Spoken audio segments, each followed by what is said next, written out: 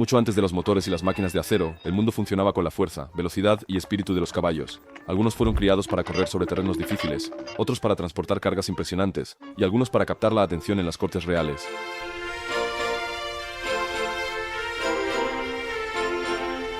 Construyeron ciudades, ganaron guerras y conectaron mundos distantes, y luego desaparecieron. Se dice que posee más de 600 acalteques, lo que es casi el 10% del total mundial. Ahora todo lo que queda son sus historias, reliquias y raros rastros en los linajes modernos.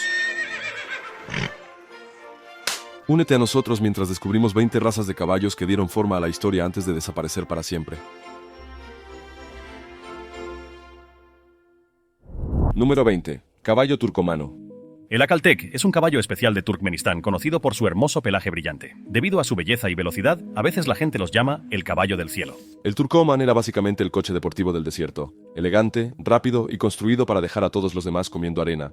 Medía alrededor de 152 a 163 centímetros en el hombro, con un cuello largo, piel delgada, patas finas y casi sin crin ni cola. Esto no era algún caballo de trabajo lento y pesado tirando carros en un campo embarrado. Era el sueño de un asaltante, hecho para la velocidad y la supervivencia en un calor brutal. Su pariente vivo más cercano, el Akalteke, es famoso por ese brillo metálico increíble. En 1935, los jinetes turcomanos demostraron cuán resistentes eran estos caballos. Llevaron Akaltekes de Ashgabat a Moscú, alrededor de 4.150 kilómetros, en solo 84 días. Eso incluyó cruzar más de 320 kilómetros de desierto sin agua durante casi 3 días. La mayoría de los caballos se hubieran rendido a mitad de camino, pero la sangre turcomana los mantuvo en marcha.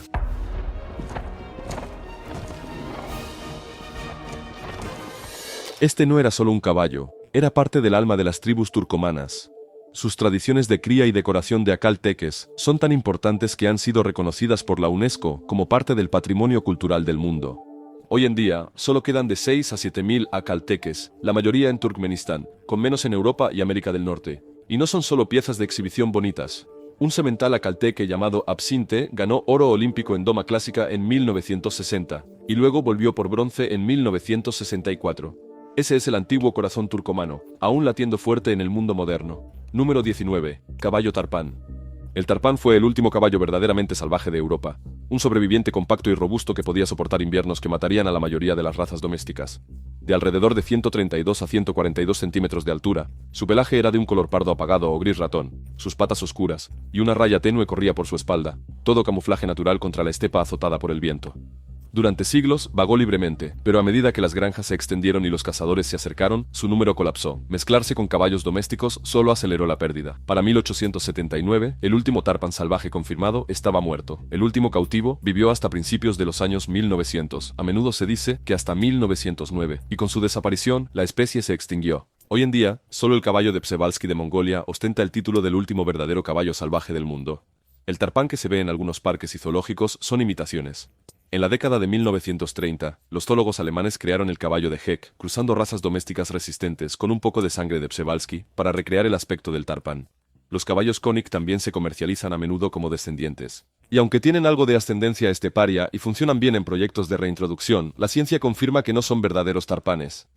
Lo que sobrevive ahora no es el verdadero caballo salvaje que una vez galopó por Europa, sino solo su sombra, un animal que nos recuerda cuán rápido puede desaparecer una especie cuando los humanos toman demasiado y dan muy poco. Número 18. Caballo negro antiguo inglés. Mucho antes de los tractores, camiones y motores, las granjas, mercados y ciudades de Gran Bretaña funcionaban con la fuerza bruta de enormes caballos de trabajo. Y en Lincolnshire y las Midlands, el más famoso era el Old English Black. Este gigante del siglo XVII fue el ancestro directo del caballo Shire de hoy en día, diseñado para tirar carros completamente cargados, arados pesados y carretas llenas de mercancías. A menudo negros, pero no siempre, estos animales eran masivos. Los Shires modernos miden algo más de 1,73 metros de altura y pueden pesar cerca de 900 kilogramos, mostrando lo grandes que eran sus ancestros. Su tamaño y fuerza se formaron durante siglos. Los grandes caballos medievales ya eran enormes, pero cuando los ingenieros holandeses vinieron a drenar los pantanos, trajeron fuertes caballos flamencos y frisones que añadieron aún más músculo. Más tarde, el criador Robert Bakewell los refinó en el caballo negro de Leicestershire, estableciendo el estándar para el Shire. Un semental, el caballo ciego de Packington, que vivió desde 1755 hasta 1770, se convirtió en el semental más importante, con muchos Shires modernos que se remontan a él. Estos caballos no solo trabajaban en las granjas, sino que también arrastraban pesados barcos a lo largo de los canales durante la Revolución Industrial, moviendo cargas demasiado grandes para los carros de carretera. A medida que los motores tomaron el control, el Old English Black desapareció como raza propia, pero su fuerza vive en el caballo de Shire, que sigue siendo uno de los animales de trabajo más impresionantes del mundo. Número 17. Abaco Barb.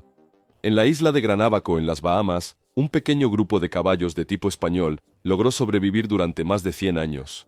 Eran conocidos como Abaco Barbs, y tristemente se extinguieron en nuestra vida. La última, una yegua llamada Nunki, murió el 23 de julio de 2015, y con ella la raza se perdió para siempre. Su historia comenzó a finales del siglo XIX, cuando las empresas madereras cubanas llevaron caballos de origen español para trabajar en los bosques de pinos de la isla. Las pruebas de ADN más tarde demostraron que tenían raíces ibéricas y coloniales españolas, lo que los convierte en descendientes directos de los caballos que los españoles trajeron a las Américas. Durante décadas, vivieron tranquilamente en la isla, y los lugareños recordaban que su número alguna vez fue de alrededor de 200. En la década de 1970, solo quedaban unos pocos, pero gracias a los esfuerzos de Milan Mimi Rijor, la manada creció de nuevo a unas 35 para mediados de la década de 1990. Luego, ocurrió un desastre. En 1999, el huracán Floyd arrasó la isla, destruyendo gran parte del sotobosque del que dependían los caballos para alimentarse. Desesperados, comenzaron a pastar en una granja de cítricos cercana, pero la tierra había sido tratada con pesticidas y herbicidas. La reproducción se detuvo por completo y sus números cayeron año tras año. El gobierno reservó aproximadamente 3.800 acres para una reserva, pero fue demasiado tarde. Cuando Nunki murió, el Abaco Barb desapareció. Todavía hay esperanza. Se guardó tejido de Nunki, y hay planes para intentar la clonación y reconstruir la manada usando caballos coloniales españoles relacionados. Es una meta difícil, pero el esfuerzo continúa. Número 16. Caballo anglo-normando. A principios de la década de 1800, los criadores en Normandía, Francia, querían un caballo que pudiera hacerlo todo. Cruzaron yeguas normandas locales fuertes con pura sangre rápidos y trotadores de Norfolk duraderos. El objetivo era un caballo con una zancada larga y suave, la resistencia para trabajar muchas horas, y la velocidad para manejar tanto el trabajo de montar como el de carruaje. El resultado fue el Anglo-Norman, un caballo igual de cómodo tirando de un carro ligero por la ciudad como llevando a un soldado a la batalla. Bajo el emperador Napoleón III, se convirtió en el principal caballo de caballería de Francia, conocido por su mezcla de resistencia y potencia. En 1873, la ley Bocher dio un gran impulso a la raza. Esta ley financió programas de crianza y ayudó al ejército a comprar más anglo-normandos, haciéndolos una visión común en el servicio militar a fines del siglo XIX. Después de las guerras mundiales, los vehículos motorizados reemplazaron a los caballos para el transporte, por lo que los anglo-normandos cambiaron a deportes, como el salto ecuestre. Un libro genealógico nacional se abrió en 1950, pero solo 8 años después, en 1958, Francia fusionó el anglo-normando con otros caballos de silla regionales para crear el Selle français. Esa fusión terminó con el anglo-normando como una raza separada, pero su sangre se convirtió en la base de la nueva. Su influencia era imposible de pasar por alto. Durante décadas, las líneas de sangre normandas fueron las más comunes en los pedigríes Selle français. Uno de los anglo-normandos más famosos, Luther B., llevó a Pierre Jonker d'Oriola a una medalla de oro olímpica en salto ecuestre en los Juegos de Tokio de 1964. El nombre puede haber desaparecido, pero el corazón y el poder del anglo-normando todavía viven en los campeones de hoy. Número 15. Narragansett Pacer. En los 1700 en Rhode Island, los criadores hicieron un caballo como nada que América hubiera visto antes. Era pequeño, rápido, y podía viajar durante horas sin sacudir demasiado al jinete. Este era el Narragansett Pacer. En una época en que la mayoría de los caminos eran solo pistas de tierra ásperas, este caballo podía deslizarse sobre ellos suavemente, haciendo los viajes largos mucho más cómodos. Era el caballo preferido por médicos, jueces, mensajeros y cualquiera que necesitara recorrer kilómetros rápidamente. Los fines de semana, esos mismos caballos solían competir por diversión, demostrando que eran tan rápidos como cómodos. La noticia se propagó rápidamente, y pronto cargamentos de Pacers fueron enviados al Caribe, donde los propietarios de plantaciones querían caballos que pudieran ser montados todo el día sobre terrenos irregulares. Esa alta demanda significó que menos caballos se quedaran en Nueva Inglaterra, y para la década de 1800, la raza había desaparecido. Pero dejó una gran huella en la historia ecuestre americana. Su sangre ayudó a crear 3 razas principales: el Standardbred para carreras de arnés, el American Saddlebred y el Tennessee Walking Horse. Sin el Pacer, Estados Unidos podría nunca haber desarrollado su amor por los caballos suaves y fáciles de montar. La mayoría de los expertos acuerdan que desapareció a mediados del siglo XIX, pero su influencia todavía está viva hoy. Número 14. Tennessee Pacer. A finales de los años 1700, los colonos que se trasladaban al centro de Tennessee trajeron caballos de paso suave con ellos. No todos venían de un solo lugar. Algunos eran Narragansett Pacers de Nueva Inglaterra, algunos eran Canadian Pacers del norte, y otros tenían sangre de Mustang español.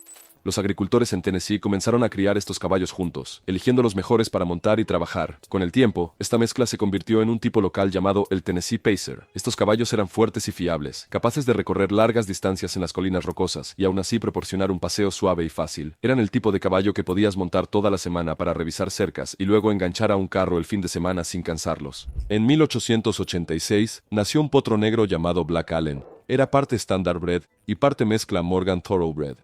Él prefería andar de un lado a otro, pero también podía hacer el paso suave que encantaba a los jinetes. Los criadores cruzaron a Black Allen con los Tennessee Pacers locales, haciendo que los caballos fueran más grandes, más fuertes y aún mejores para la equitación a larga distancia. En 1935 se creó el registro de caballos caminantes de Tennessee y el antiguo nombre de Tennessee Pacer desapareció lentamente. La sangre de esos Narragansett y Pacers canadienses, junto con las líneas de Morgan, Standardbred, Pura Sangre y American Saddlebred, sigue presente hoy en día, viva en cada caballo caminante de Tennessee que se desliza con ese paso fácil y movimiento de cabeza. Número 13. Irish Hobby. Mucho antes de las armas de fuego o los tanques, un pequeño caballo de Irlanda cambió la forma en que se libraban las batallas. El Irish Hobby era ligero, rápido y resistente, criado en Irlanda mucho antes de la década de 1200. Con una altura de aproximadamente 122 a 142 centímetros, podía correr sobre terreno accidentado, hacer giros bruscos y seguir adelante durante horas sin cansarse. Los soldados los usaron para crear un nuevo tipo de combatiente llamado jovelar, caballería ligera que podía explorar por delante, asaltar campamentos enemigos y desaparecer antes de que las noches lentas y pesadas pudieran reaccionar. Se volvieron tan valiosos que durante las guerras de independencia escocesas, el rey Eduardo I intentó evitar que llegaran a Escocia. Mientras tanto, Robert de Bruce los usó para realizar ataques audaces de golpe y fuga, a veces cubriendo entre 96 y 112 kilómetros en un solo día, una distancia increíble para el siglo XIII. El Irish Hobby aparece en antiguos registros e incluso en el poema, de Bruce, donde se dice que un jinete, en su hobby, corrió rápidamente. Estos caballos no estaban hechos para cargas pesadas, sino para la velocidad, el movimiento rápido y largos días en la silla. Con el tiempo la guerra cambió, pasando a arqueros a caballo y más tarde a armas de pólvora. Los jovelar desaparecieron, y el puro Irish Hobby desapareció con ellos. Pero su velocidad y resistencia dejaron una marca, mezclándose con los caballos ingleses y escoceses. Y algunos expertos creen que ayudaron a formar las primeras líneas que más tarde produjeron el pura sangre. Número 12. Genet español. En la España medieval, había un caballo de montar tan suave y fácil de llevar, que las personas podían viajar todo el día sin sentirse adoloridas. Este era el genet español, un caballo pequeño con un suave paso de 4 tiempos que hacía que los caminos ásperos se sintieran casi cómodos. Manteniéndose bajo pero moviéndose con un deslizamiento natural, se convirtió en un favorito para nobles, mensajeros y soldados que necesitaban recorrer largas distancias sin cansarse. La palabra genet proviene de la palabra española jinete, que significa un jinete ligero que montaba con estribos cortos y valoraba la agilidad. Tanto el estilo de montar como el propio caballo se extendieron por Europa. Cuando España comenzó a explorar y colonizar el Caribe y las Américas, trajeron andaluces, barbas españoles y jinetas españolas en sus barcos. En el Nuevo Mundo, estos caballos se mezclaron con otros y dieron lugar a razas como el Paso Fino y otros caballos coloniales españoles famosos por su suave andar. Los historiadores dicen que el jinete español original ahora está extinto, pero sus líneas de sangre y su característico paso cómodo sobreviven en sus descendientes. Los científicos incluso han relacionado ese viaje suave con una mutación en el gen DMRT3, que cambia la forma en que se mueven las piernas de un caballo. Hoy en día, existe una raza americana moderna llamada el caballo Spanish Genet, conocido por su pelaje moteado, pero no es lo mismo que el caballo medieval. Solo lleva el nombre antiguo. Número 11. El napolitano. El napolitano fue el caballo estrella del reino de Nápoles desde el siglo XVI hasta la era barroca. Era fuerte y elegante, con un cuello orgulloso y un trote altivo. Se utilizó tanto en la guerra como para el espectáculo, capaz de realizar los saltos y movimientos dramáticos de la equitación clásica. Los escritores de la época elogiaron su valentía y belleza, y para la década de 1600 era uno de los caballos más admirados de Europa. Sus líneas de sangre ayudaron a formar razas famosas. Dos sementales, Conversano, nacido en 1767, y Neapolitano, nacido en 1790, se convirtieron en sementales fundadores del Lipizzanner, una raza que aún actúa en la Escuela Española de Equitación hoy en día. El Cladruber, un caballo de carruaje ceremonial de los Habsburgo, también lleva sangre española y napolitana. A principios de los 1900, los ejércitos ya no necesitaban este tipo de caballo de guerra, y la cría se trasladó a otros tipos. El original napolitano desapareció, absorbido por razas como el Lipizzanner y el Merguez, y muchos expertos lo consideran extinto. En Italia hoy, hay un pequeño grupo llamado el napolitano, reconocido como una raza rara. En 2005, solo 20 yeguas y 4 sementales fueron registrados, y se clasifica como críticamente en peligro de extinción. Aunque no es lo mismo que el antiguo caballo de guerra, todavía lleva el nombre y parte de su historia. Número 10. Caballo niceano. Hace más de 2000 años, los caballos más famosos del imperio persa provenían de un lugar, la llanura Nisaea en Media, al pie de las montañas Zagros, cerca de lo que hoy es Hamadán en Irán. Esta tierra tenía pastos ricos que eran perfectos para criar animales fuertes, y fue aquí donde los persas criaron el caballo Nisaean, una montura que solo el rey podía montar. Los escritores antiguos no podían dejar de alabarlos. El historiador Heródoto dijo que los persas mantenían 10 caballos Nisaean sagrados que siempre marchaban delante del rey, e incluso el rey Jerjes tenía su carro tirado por ellos. También afirmó que estos caballos eran más grandes y mejores que cualquiera encontrado en la India. El filósofo Aristóteles incluso usó caballos de Nisaea como medida de velocidad en sus escritos, mostrando hasta dónde había llegado su fama. Los establos reales eligieron solo los mejores caballos de la llanura Nisaea, buscando tamaño, belleza y velocidad. Se convirtieron en el orgullo de la caballería persa y la pieza central de los desfiles reales.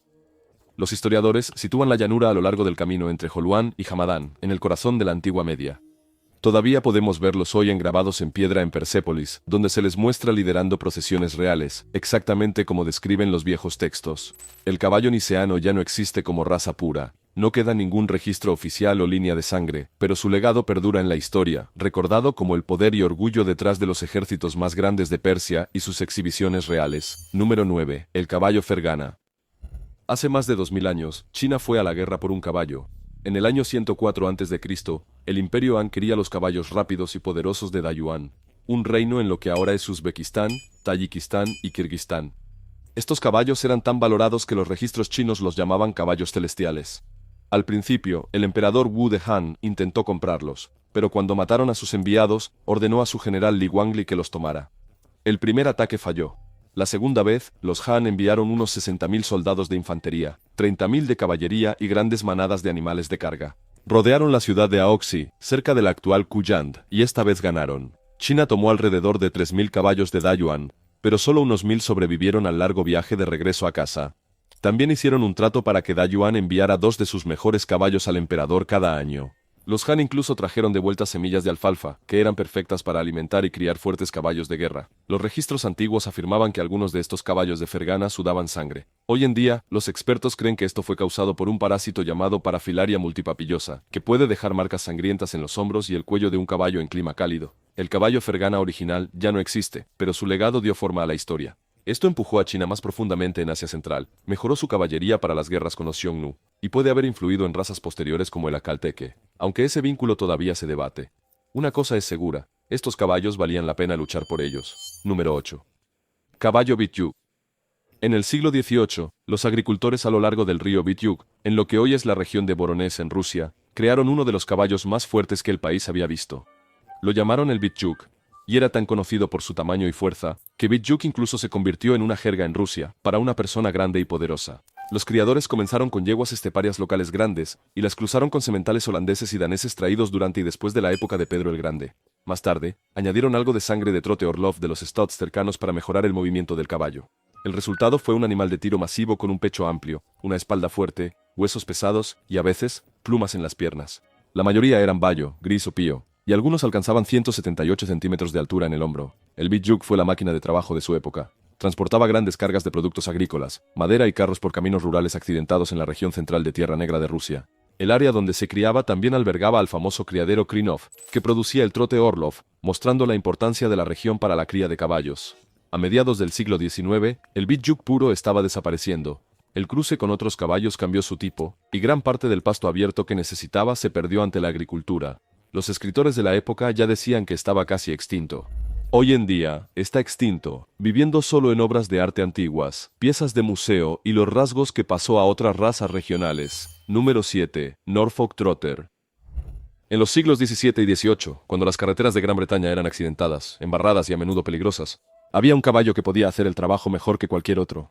Podía trotar rápidamente por kilómetros, llevar a un jinete pesado, y aún así llegar luciendo fresco y elegante. Este era el Norfolk Trotter. Con unos 152 a 163 centímetros de altura, tenía una constitución esbelta pero poderosa que lo hacía perfecto para entregar correo, llevar pasajeros importantes y viajar largas distancias antes de que los trenes, diligencias y coches existieran. Su historia familiar era igualmente impresionante. El semental Old Chase, nacido en 1755, fue su padre fundador. Era el hijo de Blaze, un semental de pura sangre cuyo padre fue el legendario Flying Childers, uno de los caballos más rápidos de la historia de Gran Bretaña.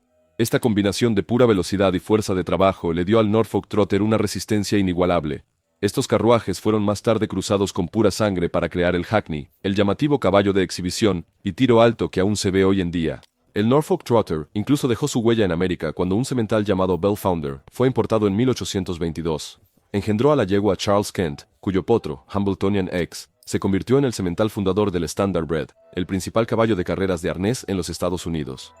A finales del siglo XIX, los ferrocarriles y los vehículos motorizados habían asumido el control de los viajes de larga distancia, y el puro Norfolk Trotter desapareció, pero su linaje aún está vivo en cada poderoso Standardbred en la pista de carreras y cada hackney en el anillo de exhibición, llevando adelante su velocidad y resistencia. Número 6. Pony Galloway. En el suroeste de Escocia, había una vez un pequeño y rápido pony que podía ir a lugares donde muchos caballos no se atrevían.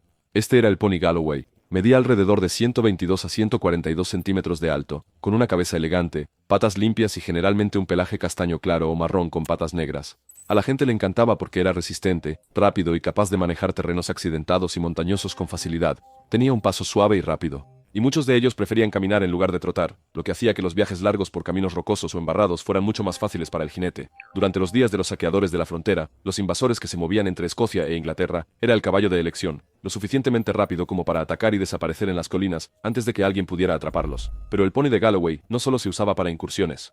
En los años 1700, trabajaba en Swaledale, cargando pesadas cargas de mineral de plomo, un trabajo extenuante que necesitaba un pony pequeño pero extremadamente fuerte y valiente. Las historias de su velocidad se volvieron legendarias. En los años 1800, las personas contaban de un Galloway que viajaba 1000 millas en 1000 horas, y otros que recorrían 100 millas en un solo día. No eran solo cuentos altos. Mostraban cuánto respeto tenía la gente por la habilidad de este pony. La sangre de Galloway ayudó a crear el Pony Dales, y el Pony Fell también tiene su influencia. Pero a mediados del siglo XIX, la cruza para caballos de granja más grandes significó que el Pony Galloway puro desapareció. Hoy en día, su nombre sobrevive en Australia como una categoría de altura para caballos entre 142 y 152 centímetros de altura. Número 5. Trait du Maine. A principios de la década de 1830, los agricultores de la antigua región de Maine en Francia se propusieron crear un caballo de tiro fuerte y confiable, que pudiera tirar de cargas pesadas y aún moverse a un trote constante. Esta región incluía Mayenne y partes de Sarthe y Maine-et-Loire. Comenzaron cruzando yeguas locales robustas con sementales Percheron. Pero como los funcionarios de Percheron no registrarían caballos nacidos fuera de su área de origen, los criadores de Maine mantuvieron su propio libro genealógico. En 1926, el gobierno francés reconoció al Trait du Maine como su propia raza, y para 1929 estaba prosperando, con hasta 25.000 potrillos nacidos cada año. Estos caballos se vendieron por toda la rica región cerealista de Francia, e incluso fueron enviados a España. El Trait du Maine solía ser negro o gris, construido con un pecho amplio, patas fuertes y muy poco pelaje. Las yeguas medían alrededor de 160 centímetros de altura en el hombro, los sementales alrededor de 165, y algunos campeones alcanzaron los 170 centímetros. Eran más bajos y robustos que los percherones, pero compartían la misma naturaleza tranquila y estable. Muchos llevaban la marca SM en el lado izquierdo del cuello, marcándolos como caballos de los criaderos de Maine. Trabajaban duro en las granjas, tiraban de artillería y transportaban mercancías al trote. Pero después de la Segunda Guerra Mundial, los tractores y camiones los reemplazaron rápidamente. El 26 de abril de 1965, la Sociedad de Criadores de Maine se fusionó con la Sociedad Percheron. Y para 1966, el libro genealógico se cerró. A partir de entonces, el nombre Trait du Maine desapareció, dejando atrás el recuerdo de un caballo que impulsó las granjas francesas entre las guerras. Número 4. Caballo de Poznań. En el centro oeste de Polonia, cerca de la ciudad de Poznań, los criadores una vez crearon un caballo que podía manejar casi cualquier trabajo. Llamado el Poznań o Poszan, era el tipo de caballo que podía tirar de un carro lleno de mercancías durante la semana y luego llevar a un jinete suavemente por caminos difíciles el fin de semana. No era un caballo de tiro grande y lento, y no era un caballo de carreras delicado. Era el equilibrio perfecto de fuerza, resistencia y comodidad.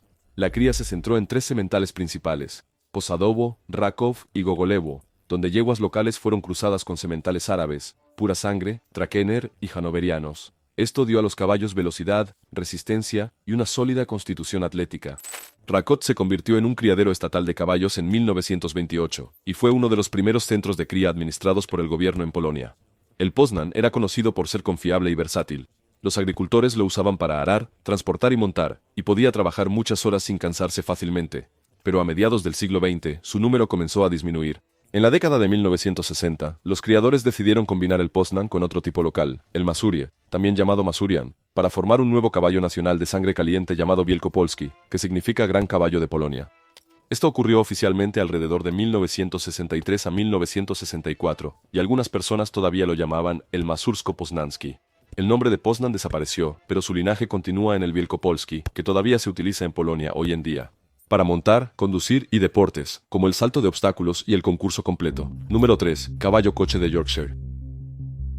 En la Gran Bretaña victoriana, un caballo se destacó como el máximo símbolo de riqueza y estilo. El caballo de coche de Yorkshire fue criado para tirar de coches rápidamente sobre largas distancias, mientras lucía lo suficientemente impresionante como para llamar la atención. Criadores en Yorkshire lo lograron cruzando yeguas Cleveland Bay, fuertes con sementales thoroughbred rápidos y elegantes. El resultado fue un caballo de carruaje más alto, más rápido y más refinado, perfecto para las carreteras más lisas de la época.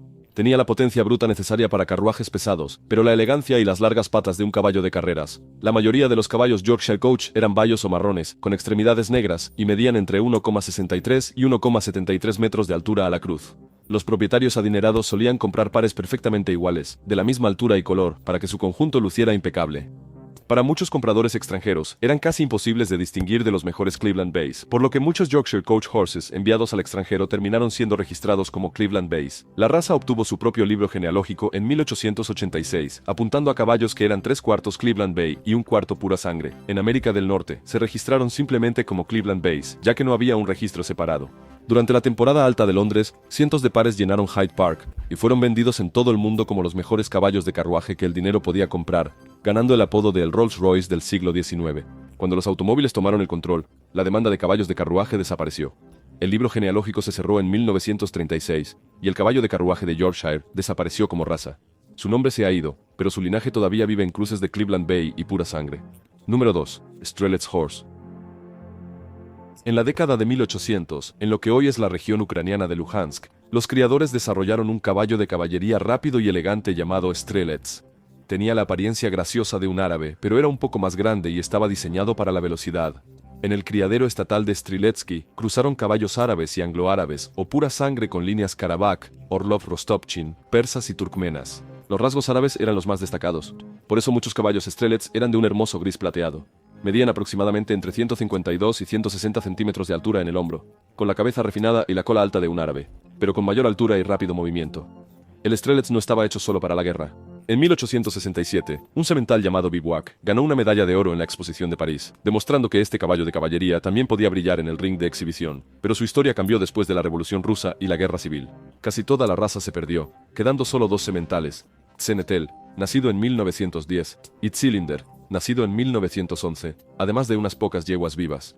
En 1925, el mariscal Semyon Budjani los envió al estudio Tersk en el Cáucaso Norte en un esfuerzo por salvarlos. Allí, los criadores los cruzaron con sementales árabes como Kohelan IV, Mirage y Nassim. Lamentablemente, el pequeño número de sobrevivientes significó que los Strelets no pudieron durar como su propia raza. Desapareció oficialmente, pero su sangre vive en el caballo Tersk, reconocido en 1948, y en razas como el Don y Kustanai. Número 1. Quagga.